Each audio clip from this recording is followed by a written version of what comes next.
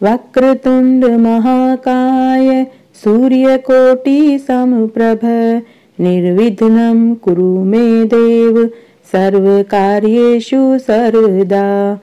वक्रतुंड महाकाय सूर्यकोटि समप्रभ निर्विघ्नं कुरु मे देव सर्वकार्येषु सर्वदा।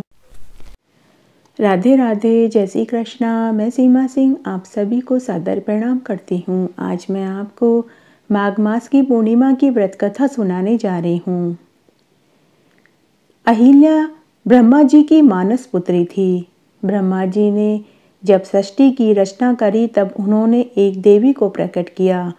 वह देवी अहिल्या नाम से विख्यात हुई। अहिल्या बहुत सुंदर, सुशील व रूपवती थी। ब्रह्मा जी से अहिल्या को यह वरदान मिला था कि वे सदैव युवा रहेंगी, उनका रूप सदैव एक जैसा रहेगा।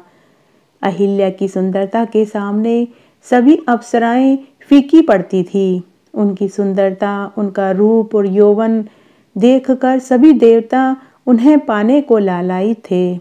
जब अहिल्या के विवाह का प्रश्न आया तो ब्रह्मा जी ने उनके विवाह के लिए एक प्रस्ताव और एक योजना रखी। उन्होंने कहा कि जो भी देवता पृथ्वी का चक्कर लगाकर सबसे पहले आएगा उसी से अहिल्या का विवाह होगा। सभी देवता, साधु संत, ऋषि महात्मा अपनी अपनी सवारी को लेकर पृथ्वी का चक्कर लगाने के लिए चले गए। लेकिन ऋषि गौतम उस समय कामधेनु गाय का प्रसव कराने में व्यस्त थे। उस समय वे गौ सेवा में लीन थे। ऋषि गौतम की गौ सेवा देखकर अहिल्या ने उन्हीं से विवाह करना स्वीकार किया। सभी देवताओं ने इसे सहर्ष स्वीकार कर लिया। लेकिन इंद्रदेव मन ही मन अहिल्या को पाना चाहते थे। तब एक दिन इंद्रदेव काम के वशीभूत होकर अहिल्या को पाने की लालसा से गौतम ऋषि के आश्रम में पहुंच गए। इस योजना में उन्होंने चंद्रदेव को भी शामिल कर लिया।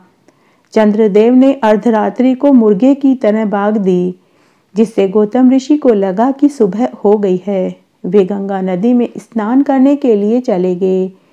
पीछे से इंद्रदेव उनकी कुटिया में पहुंच गए। इंद्रदेव ने गौतम ऋषि का हूबहू रूप बना लिया। उन्हें देखकर अहिल्या उन्हें न पहचान पाई। तब इंद्र ने अहिल्या के साथ संबंध स्थापित कर लिया। जब गौतम ऋषि गंगा नदी के तट पर जाकर स्नान करने के लिए गए तो उन्होंने सबसे पहले गंगा मैया से स्नान करने की अनुमति मांगी। उसी समय गंगा मैया वहां प्रकट हो गई और उन्होंने गौतम ऋषि से कहा कि हे ऋषिवर, अभी तो अर्धरात्रि ही है। यह चंद्रदेव और इंद्रदेव की चाल है। आप वापस अपने घर जाइए। इंद्र आपकी पत्नी को पाने के लिए काम के वशीभूत होकर आया है। जब गौतम ऋषि ने यह सुना तो वे उसी समय अपने घर की ओर लौट पड़े। जब घर के दरवाजे पर गौतम ऋषि ने चंद्रदेव को बैठे देखा तो उन्होंने अपने कमंडल से जल निकालकर चंद्रदेव को शाप दिया और कहा कि राहु की कुदृष्टि सदा तुम पर रहेगी। इसी कारण चंद्रमा पर ग्रहण लगता है और जल का छींटा लगने से चंद्रमा पर अब भी दाग है। उसके बाद जब गौतम ऋषि ने घर में प्रवेश किया तो उन्होंने इंद्र को भागते हुए देखा।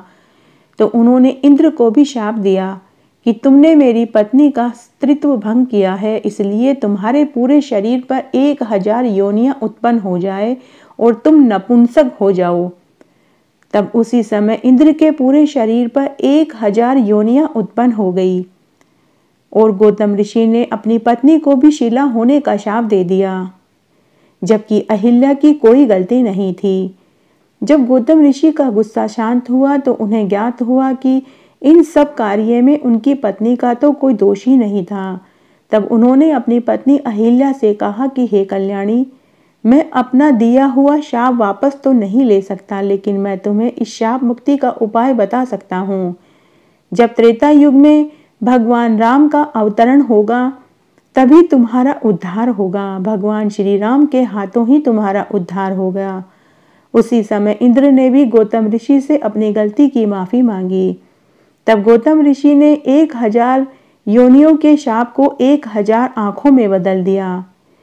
इंद्र को अपनी गलती का बड़ा पश्चाताप हुआ और वे कामदेव को भला बुरा कहने लगे और वे पश्चाताप करते हुए मंदराचल पर्वत की कंदराओं में कमल पुष्पों में जाकर छुप गए। जब बहुत समय तक वे इंद्रलोक में नहीं पहुंचे तो उनके बिना इंद्रलोक सूना सूना हो गया। तब इंद्र की पत्नी शची व इंद्रलोक के वासी सभी देवी देवता भगवान बृहस्पति के पास पहुंचे और कहा कि बहुत समय से इंद्र का पता नहीं चल रहा है कि पता नहीं वो कहाँ चले गए हैं। तब बृहस्पति देव ने उन सब से कहा कि मुझे ज्ञात है इंद्र कहाँ है। फिर उन्होंने इंद्र के पापों के बारे में सबको बताया। बृहस्पति देव ने कहा कि इंद्र ने बहुत बड़ा घोर पाप किया है, इसी पाप दोष के कारण वे कमल पुष्पों में छुप कर बैठे हुए हैं। तब सभी देव देवता भगवान बृहस्पति जी के साथ वहां पहुंचे और उन्होंने सबने मिलकर इंद्र की स्तुति करी। तब इंद्र बाहर आए। तब बृहस्पति ने इंद्र से कहा कि तुम्हारा यह पाप दोष बहुत बड़ा है, तुम्हें इससे तभी छुटकारा मिलेगा जब प्रयाग तीर्थ में जाकर माघ पूर्णिमा का तुम स्नान करोगे। तब इंद्र आदि सभी देवता प्रयाग तीर्थ में माघ पूर्णिमा का स्नान करने के लिए गए, जिससे इंद्र उस पाप दोष से मुक्त हो पाए। और फिर त्रेता युग में जब भगवान श्री राम का जन्म हुआ और वे विश्वामित्र व लक्ष्मण के साथ विचरण करते हुए गौतम ऋषि के आश्रम से गुजरे, तब भगवान श्री राम के पैरों की ठोकर लगते ही वह शीला भी अहिल्या के रूप में अवतरित हो गई। भगवान श्री राम ने इस शीला रूपी अहिल्या का पूरा महात्म्य विश्वामित्र जी से सुना। तब विश्वामित्र जी ने भगवान श्री राम और लक्ष्मण को पूरा वृतांत कह सुनाया। उसके बाद अहिल्या ने भगवान श्री राम और विश्वामित्र को प्रणाम किया और वह स्वर्ग को चली गई। इस तरह आज मैंने आपको माघ पूर्णिमा की व्रत कथा सुनाई। आशा करती हूँ यह आपको जरूर पसंद आएगी। मेरे साथ बने रहने के लिए आपका धन्यवाद। आगे के कथा कहानी के लिए भी आप इसी तरह मेरे साथ बने रहें। धन्यवाद।